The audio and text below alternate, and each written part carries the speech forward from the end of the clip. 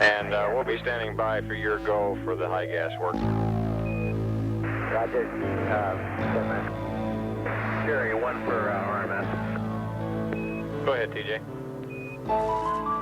Yeah, this sequence, I've seen this happen before. It's just the way it goes. We end up with a wrist roll of 343 instead of what it has in the book there. And just didn't want him to have any concern about that. It works fine this way when we go to release. Okay, we copy that. Thank you. And you Challenger, we're go for the high gain deployment. Space, the final frontier. This is why they come to U.S. Space Camp, to boldly go where few can, preparing for life in the 21st century, in space.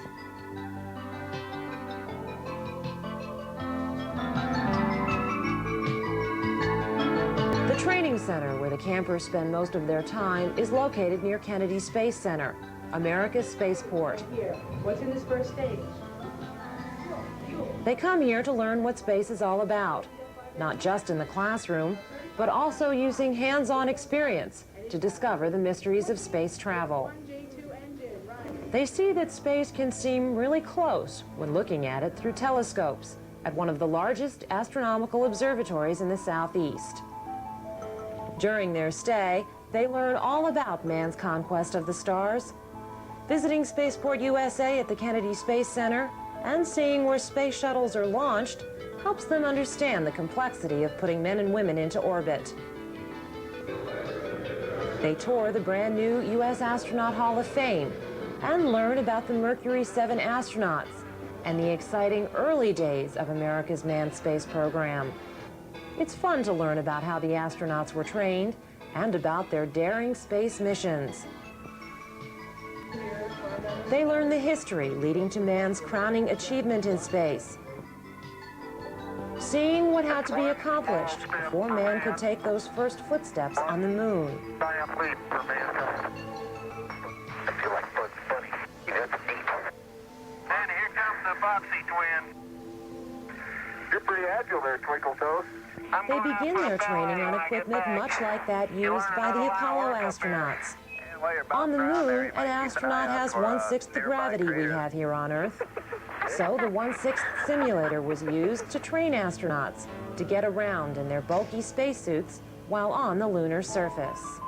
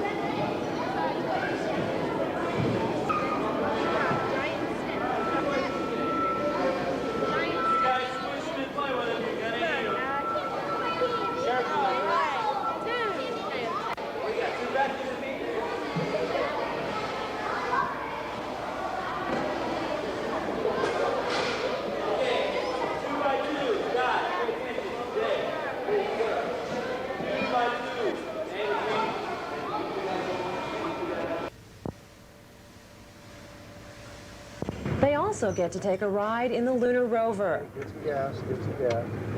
Pull back, pull back, pull back. It was the first car ever built for another world and let the astronauts explore a greater area of the lunar surface during the later Apollo missions. Well, if we don't hit anything, hit on. By looking at the past, they're able to see how far we've come.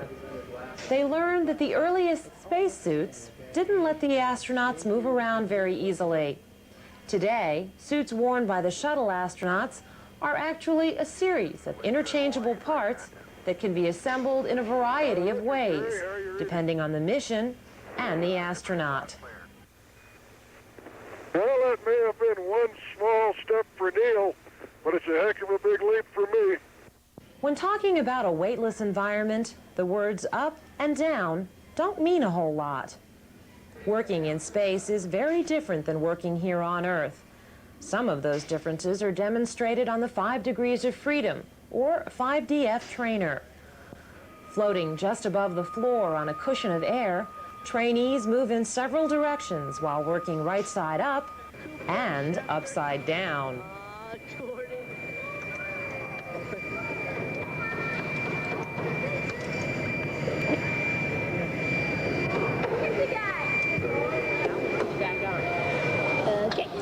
Just because he didn't take you, okay?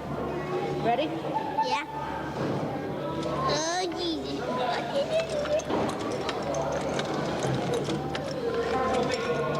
Oh. That'd be cool, wouldn't it? Oh, yeah. You ready? Yeah. I hope so. Yeah. Don't swing your feet.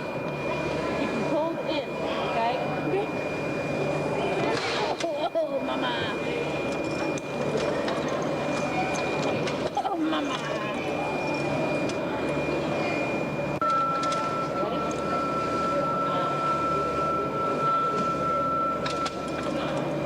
Cross your ankles. Gotta keep your ankles crossed, okay? Your ankles crossed.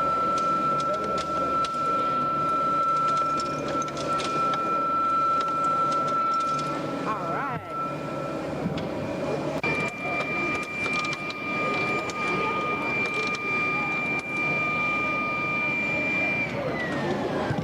Ready? Yeah. You sure? Yeah. Sure you want to do this? Yep. You don't want to change your mind? No. Because if you do, it's too late. You're already in the process.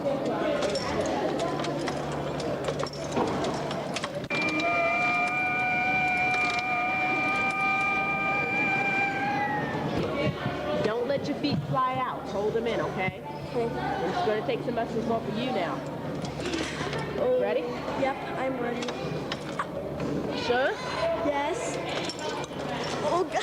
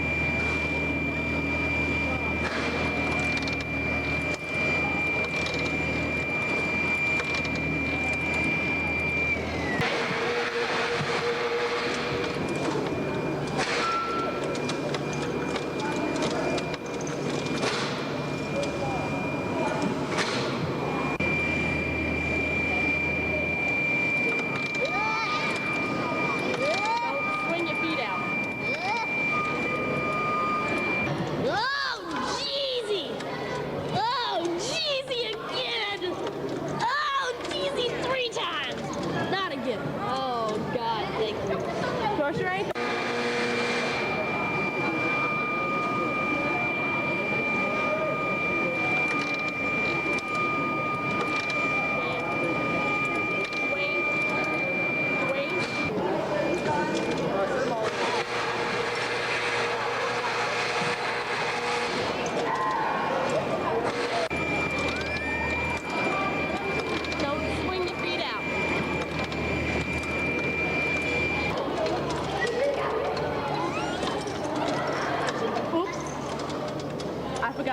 I slowed it down.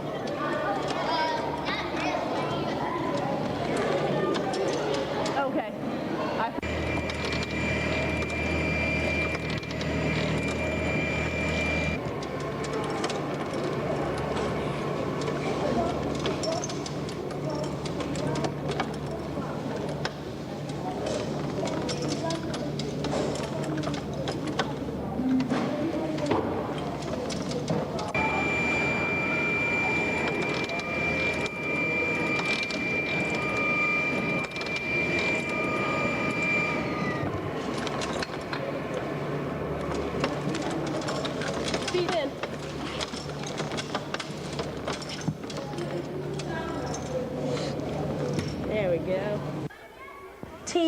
first tumble for the trainees in the multi-axis trainer, showing how the Mercury astronauts prepared for the disorientation that can occur when a spacecraft tumbles in the vacuum of space. Trainees tour the rocket garden at Kennedy Space Center, where spacecraft from the earliest Vanguard rockets to the gigantic Saturn V that boosted Apollo to the moon are on display. While learning about rocket propulsion and aerodynamics, they start assembling their own rockets. Later in the week, they launch them. The solid fuel engines propelling the rockets up to 1,000 feet in the air before parachutes help the payloads flutter back to Earth. 3, 2, 1, ignition!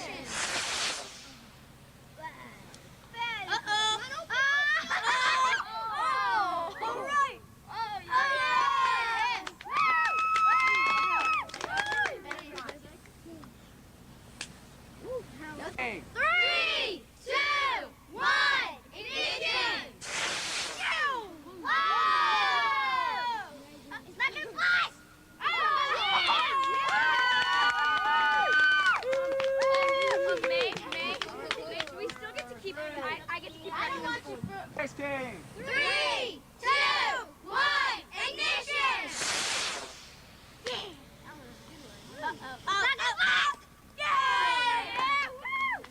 You guys suck up! I left mine and yours while I tried to get it together. Okay, Aquarius! 2, 1, ignition!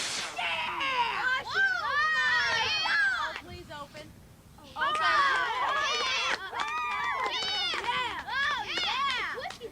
Right over here. Good landing. Behind the line, as soon as your rocket goes up, just watch it. Ready? Aquarius 3, 2, 1, ignition!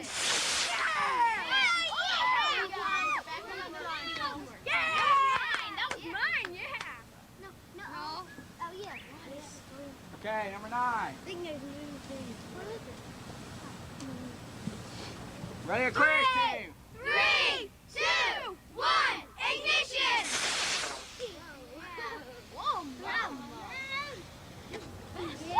Oh, Danny, good one. Okay, number 10. 2, 1, ignition!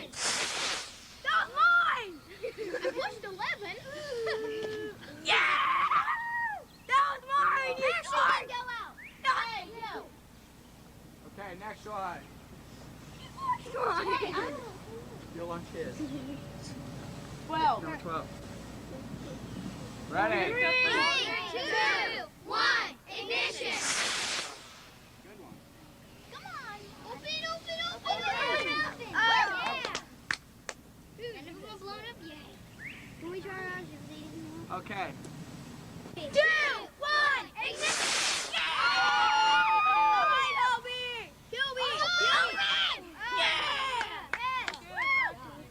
Number 6. Still going. Ready, Aquarius team? 3, 2, 1, ignition! Yeah!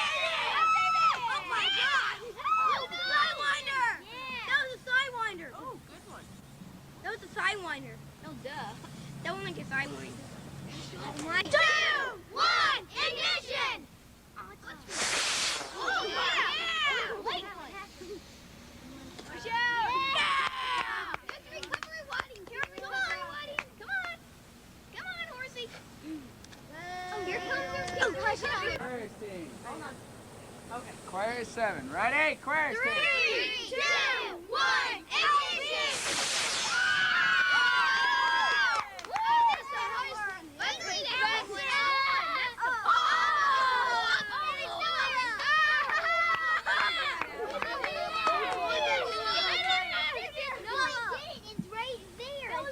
Very good. Okay. How many points came out? When I was ranking it. Ready? Everybody know where the rocket is? It's in the field. Go get it. Hurry. I don't know where it is.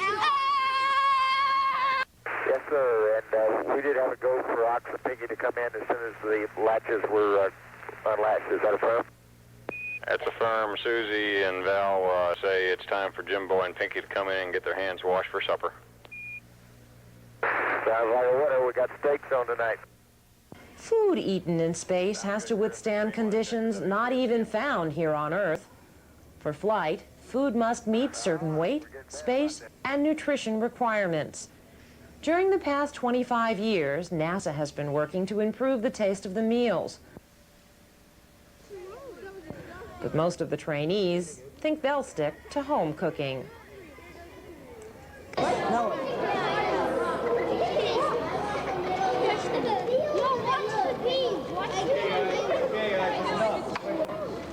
Freeze-dried fruit. Here we have some chicken. Here we have some rice. Think it's gonna be good? Think it'll be good? I want to come home. Nah. Looks good. I crave space. No more. Hey, Mom. Skate. Skate. They are.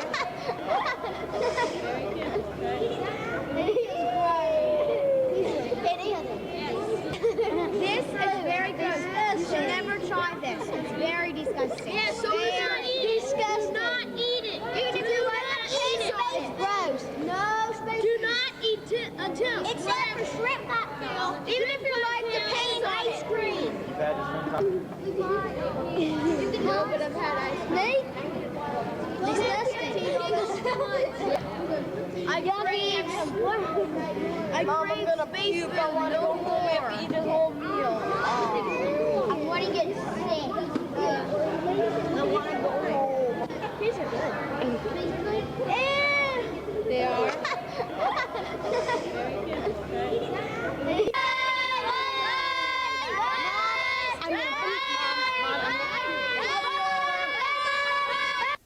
They learn the main parts of a space shuttle and about missions that have been flown. They learn about the thermal protection, or heat tiles, that protect the orbiter from temperatures that can reach 3,000 degrees. They learn all this because, in their lifetime, Americans will be living and working in space. Things that haven't even been dreamed of yet will be commonplace. One of the first steps to realizing these dreams is NASA's space station. Trainees prepare for the future by designing and building their own large space structure. Working together, teams have to resolve several questions about the structure, then present their findings to their fellow trainees. Our station is called Star Voyager. It is a kind of space gas station. It holds fuel supplies and oxygen supplies. You can get your ship repaired. You can also get food supplies. When you pull your ship in, there is a place to get a bite to eat. Gravity is provided by pressure valves running throughout the station. The space shuttle brings up a month's supply of oxygen and nitrogen every month to the machine that gives it off to all the areas and all the crew members.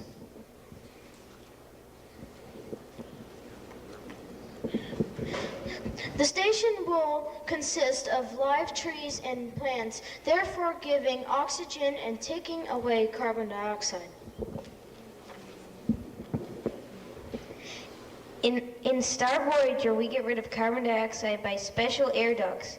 These air ducts get rid of the carbon dioxide by filtering them through special filters. After that, the carbon dioxide leaves the filters and enters a main pipe. From there, the carbon dioxide enters the greenhouse and is used by all the plants. Star Voyager is 700 feet and 100 feet across. Most of the rooms are about half the size of a Kmart. Some are larger and some are smaller. The radars stand 12 feet high. The government raised $1.4 billion to build Star Voyagers, and by taxpayers. The satellites were brought in by other countries that use Star Voyager. Once we finish our meals, we will put it into a compactor and compact it to a tiny size. Then we will send it down to Earth in a space shuttle so Star Voyager will be neat and clean. At our space station, we have a big variety of food. We have hot dogs, hamburgers, pizza, and a lot more. We have food for vegetarians and for other people. The space shuttle brings the cargo up in the cargo bay doors and then takes it out of the cargo bay doors piece by piece, with some pieces together and some pieces in just little balls or sticks. Our space station, or Star Voyager, is made out of heat-resistant tiles. The sun cannot hurt it. We have an extra layer of tiles where the orbiter docks so the sun can't damage the orbiter or the Star Voyager. The emergency vehicles are two little airplane-like rockets that shoot off the runway. Each one holds 20 people.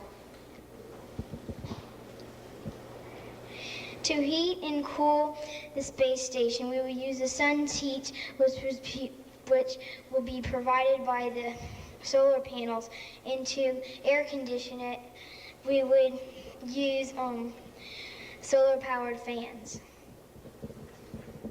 I would just like to tell a little about it. Here is where the shuttle docks, and if they want repairs, they'll pull it into here. And oxygen supplies to reload are kept here. Extra fuel is kept here. Food storage is kept here. Living quarters for the people who live there, and the place where the people who stop can get a place to eat is right here. The two escape vehicles.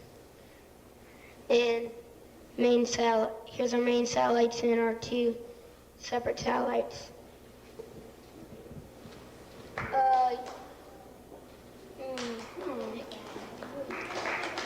Okay. One with the Dick Tracy shirt.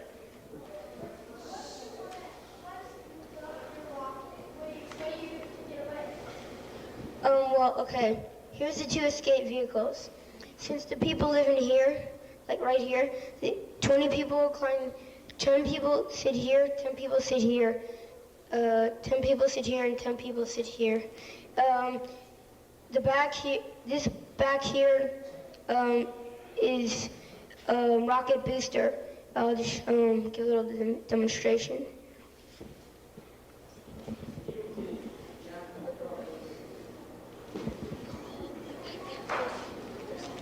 And these are like control boosters, so they can control it. Maneuvering jets. After practicing assignments, riding in simulators, and learning about the space shuttle, it's time to experience a mission firsthand. SRB ignition and liftoff. Liftoff of STS-29 as Discovery clears the tower. APUs running normal. Roll program complete.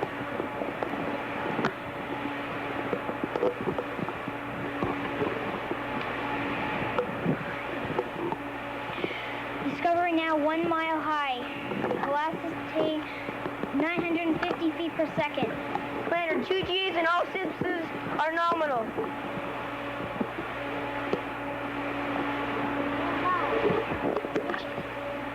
Stand by to throttle down to max Q. Roger, max Q, throttling down to 65%. We have booster burnout.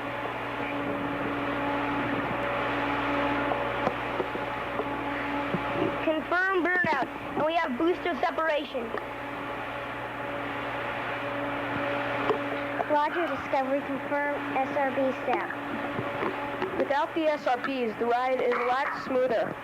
Discovery's velocity is now at 11,500 feet per second, 62 nautical miles in altitude, 120 nautical miles downrange.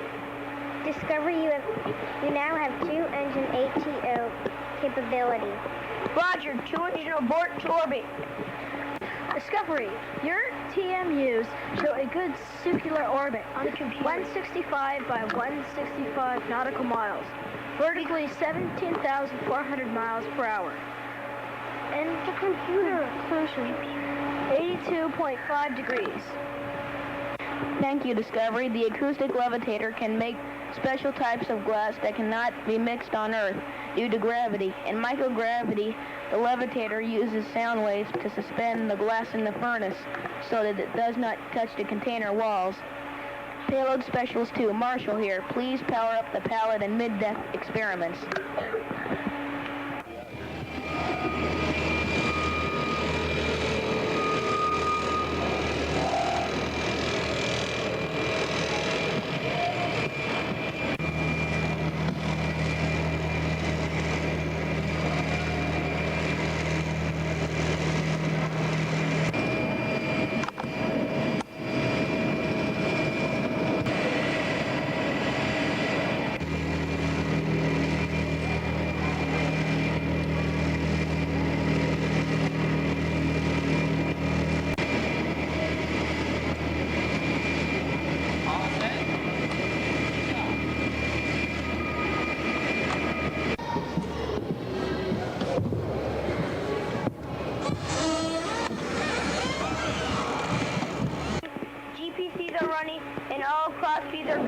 I will now check IMUs to see if we are in proper position for re-entry. Discovery, we see you on track for a nominal re-entry. Discovery will soon reach entry interface. Full flare. 10 feet, 5, 4, 3, 2, 1. Touchdown, main gear. Confirm weight on wheels. Guys, we're not even there. I know we're supposed to have earphones. I did have earphones. Yeah, I didn't hear you. Either the thing wasn't on your mouth or your nothing was on. That's all I did. Put that thing away. I just flipped. We made it safely, yeah. Commander John Balfour. Yeah, Commander John Balfour. Number 1! Like many of the things done during the week, teamwork is essential to the mission's success. The simulation allows trainees to demonstrate their understanding of many of the things they study and learn over the week. The next day, teams switch places to see the mission from all points of view. T-minus 20 seconds. Arming sound suppression systems. Engine systems are armed. 2 minutes, 10 seconds. 8, 7. Main engine start. 4, 3, 2, 1. Booster ignition liftoff on ST-95. Roger, liftoff. Engines up. 104%. Discovery, you have cleared the tower. Yay. Begin roll program. APUs running normal. Roger, Discovery. Confirm SRB separation. Without the SRBs, this ride is a lot smoother, but the step motors left some dirt on the windows. 93 nautical miles, 43 miles downrange, velocities 7,200 feet per second. Discovery, single engine tail. Roger, single engine tail. Standing for throttle down. Recover ships confirm that the SRBs have parachuted into the ocean in good shape and can use again. Recovery is now underway. We copy that, Houston. 165 by 165. We are in orbital coast. I'm putting GPCs and 2 and 3 on standby and powering down 4 and 5. Houston requests permission to begin preparation for EVA. Affirmative, Discovery. You are go for extravehicular activities. Thank you, Houston. We are egressing to the airlock and we will begin suit up procedures 1 and 2. Request permission to begin on orbit and payload ops. Affirmative, Discovery. You are go for ops 201. Roger. Entering and executing Ops 201 in the flight computer.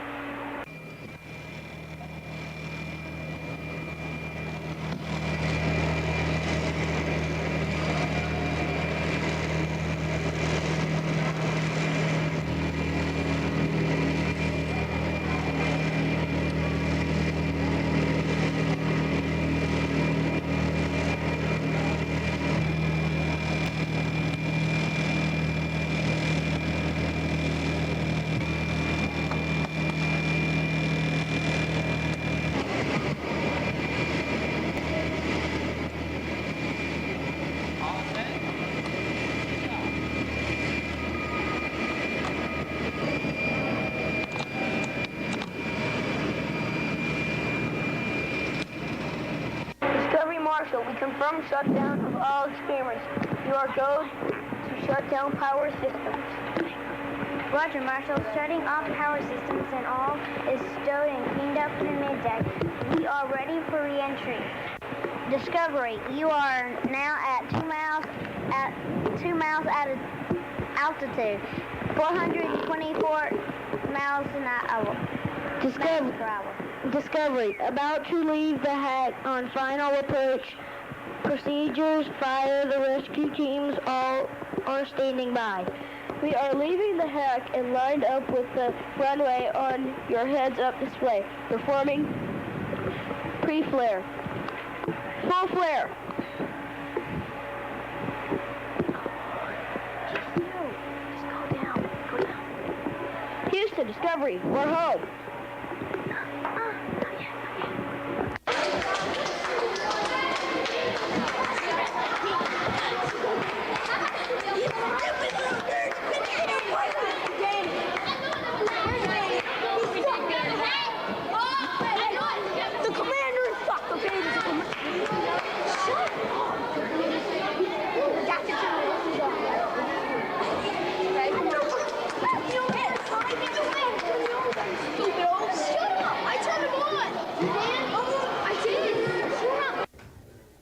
After all the training, building their own space structure, launching their own rockets, and participating in 2 missions, these trainees really do earn their wings. I'd like to tell you a little bit about Space Camp. It began many years ago with a man named Dr. Werner von Braun. Well, it was von Braun's belief that the United States was falling behind in high technology education for its young people. And he thought it was very important that if students could go to baseball or football camps in the summer, why couldn't they also go to a science camp? And so in the back of his mind, he always had this dream that a science camp needed to be formed to use the excitement of the space program to get young people involved and excited about taking those hard classes, you know, the math, the science, computers, taking those at an early age so that when they get to college and choose a career that they're ready to go into high technology and support the United States in that endeavor. So that's what we're all about, and again, we had a good time with your kids this week, and we're glad that they could spend a week with us and learn a lot about the space program. Hi, my name's Mary Renshaw. I had the great honor of having the Aquarius team this week. From Northridge, California, my commander, my mission scientist, Jonah Belfort.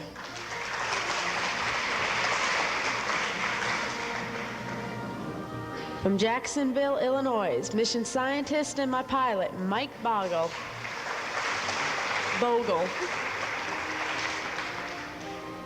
From Monroe, Louisiana, my payload specialist 1 and my INCO, Trent Kane. From Tuscatera, California, my INCO and my commander, Danny Markwith.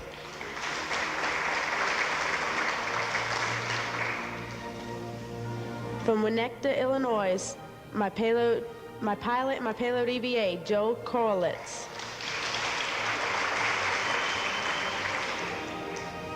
From Palatine, Illinois, my mission specialist 1 and my flight director, PJ Lombardo.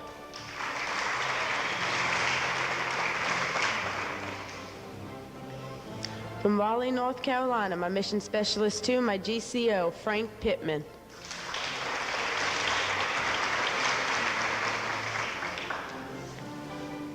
From Raleigh, North Carolina, my flight director, my mission specialist 2, Hubie Petit.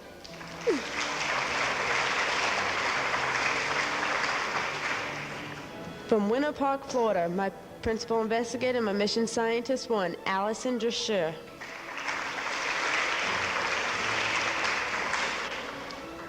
From Maitland, Florida, my payload specialist 2 and my principal investigator, Amber Folk.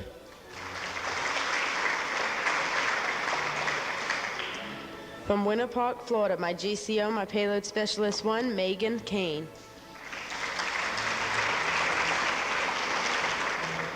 Also from Winter Park, Florida, my payload EVA, my payload specialist 2, Amanda Schweitzer.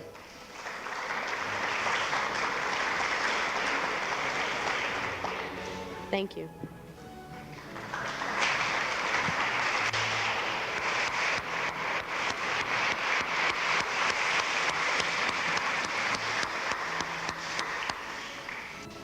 The best rocket launch team this week is the Aquarius team.